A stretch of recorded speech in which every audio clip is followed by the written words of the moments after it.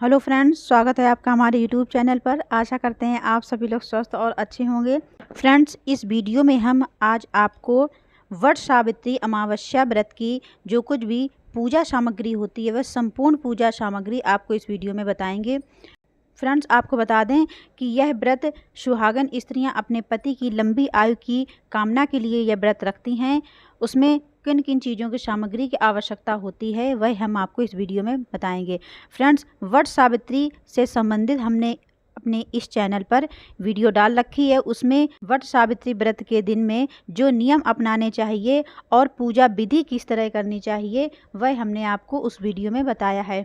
इस वीडियो में हम आज आपको पूजा सामग्री की पूरी लिस्ट बताएंगे। आपको कौन कौन सी सामग्री लाना है वह आप एक दो दिन पहले ही मंगा के रख लीजिए ताकि आपको पूजा करने में आपको असुविधा ना महसूस हो।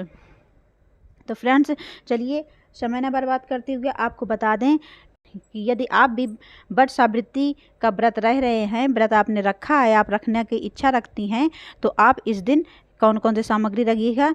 तो फ्रेंड्स, आपको बता दें कि यदि आप वट वृक्ष के नीचे पूजा कर सकती हैं जा कर के, तो आप वहां अवश्य जाइएगा। यदि आप जाने में असमर्थ हैं या आपके आसपास वट वृक्ष नहीं मिल रहा है तो आप क्या करें कि वट वृक्ष की टहनी आप मंगा लीजिए और अपने घर पर ही गमले में लगा लीजिए और आप उसकी पूजा कीजिएगा।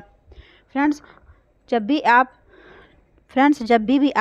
वट वृक्ष की टहनी मंगाएं तो आप इस बात का ध्यान रखिए कि वट वृक्ष की टहनी में आपको गुलियां, जो कि उसके गुलरियां बोलते हैं, वो ज़रूर से ज़रूर लगी होनी चाहिए। उसका वट सावित्री के व्रत में बहुत ही महत्व माना गया है।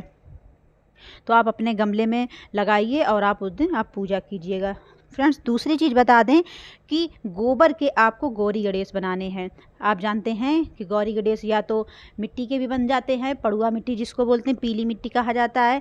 यदि आपके पास पड़ुआ मिट्टी या पीली मिट्टी नहीं है तो आप गाय के गोबर से छोटी छोटी दो गोलियां बना लीजिए। एक को गौरी मान लीजिए और एक को गणेश मान लीजिए। तो आपको गोबर के गौरी गणेश बनाना है।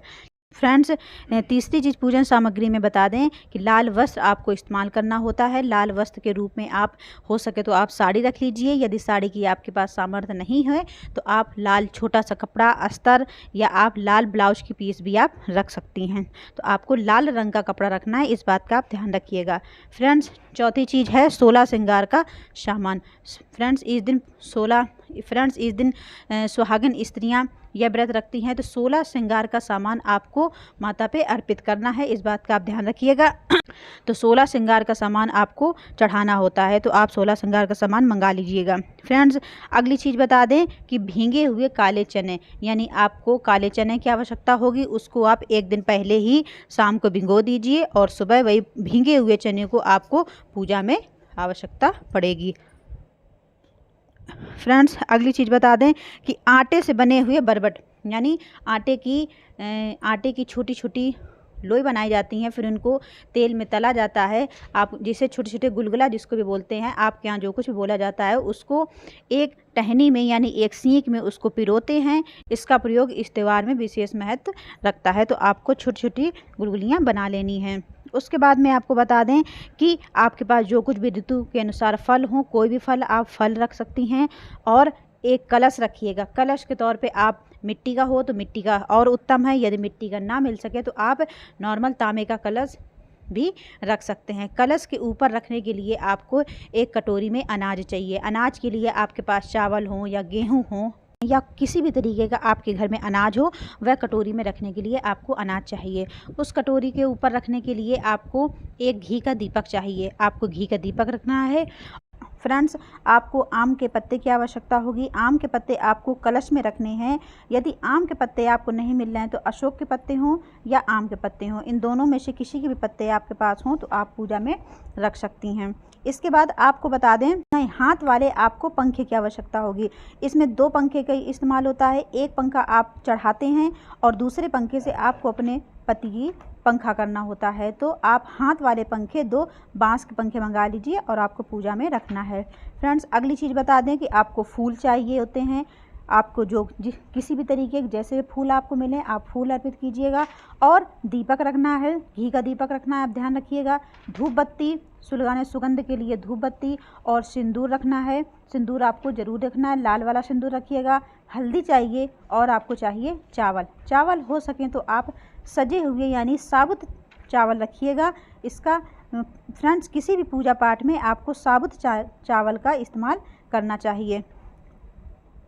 फ्रेंड्स अगली चीज़ बता दें, कपूर चाहिए आपको और पीला जनेऊ चाहिए। पीला जनेऊ यदि आपको ना मिले तो आप सफ़ेद जनेऊ का भी इस्तेमाल कर सकते हैं, लेकिन जनेऊ जोड़ा यानी 2 जनेऊ का जोड़ा आपको चाहिए होंगे। फ्रेंड्स अगली चीज़ बता दें कि कलावा चाहिए होता है और दक्षिणा चढ़ाने के लिए आपको कुछ रुपए जो कुछ भी आपके सामर्थ्य के अनुसार आप दक्षिणा रख सकते हैं। उसके बाद आपको बता दें कि एक आपको नारियल चाहिए होता है। नारियल आपको जिसको श्रीफल कहते हैं, नारियल आपको चढ़ाना जरूर चाहिए। इस पूजा में नारियल का चढ़ाना विशेष ही महत्व रखता है। फ्रेंड्स ये थी कुछ ऐसी सामग्री जो आपको वट सावित्री के व्रत में आपको ये अवश्य चढ़ाना चाहिए। फ्रेंड्स आपको बता दें कि 16 श्रृंगार करने के बाद ही आपको वट सावित्री का व्रत रखना चाहिए, यानी स्त्रियां एक दिन पहले मेहंदी लगा लें और जब पूजा करें तो पूरा 16 श्रृंगार आप करके जाएं। और आप एक बात और ध्यान रखिए, हमने एक वीडियो में आपको और बताया था कि जब भी आप इस व्रत का पूजन करें जाके तो आपको अपनी शादी में जो चूनर चढ़ाई जाती है उस चूनर को ओढ़ करके ही आपको पूजन करना चाहिए। और आप अगर हो सके तो आप ज्वेलरी वगैरह जो आप हो सके वो पहनिएगा। यदि आप गर्मी में ज्वेलरी नहीं पहनना चाहती हैं, कम पहनना चाहती हैं, तो आपको मांग की बेंदी और नाक की नथ ये दोनों चीज़ें ज़रूर से ज़रूर पहननी चाहिए। फ्रेंड्स तो इन सब बातों का आप अपने वट सावित्री व्रत में ध्यान रखिएगा और अपने पति की लंबी आयु की कामना के लिए आप इस व्रत को अवश्य रखिएगा। फ्रेंड्स आशा करते हैं आपको ये जानकारी अच्छी लगी होगी। ये पूजन सामग्री आप मंगाइए और पूजा कीजिएगा। यदि आपको ये जानकारी अच्छी लगी हो तो वीडियो को लाइक करें, चैनल को सब्सक्राइब करें और हम अपने इस चैनल में इसी तरीके की वीडियो पूजा पाठ से संबंधित वीडियो डालते रहते हैं। यदि आप उनको देखना चाहते हैं तो अवश्य देखिएगा। मिलते हैं आपको नेक्स्ट इसी तरीके की कुछ नई वीडियो के साथ। तब तक के लिए ये जय माता दी, स्वस्थ रहिए, मस्त रहिए।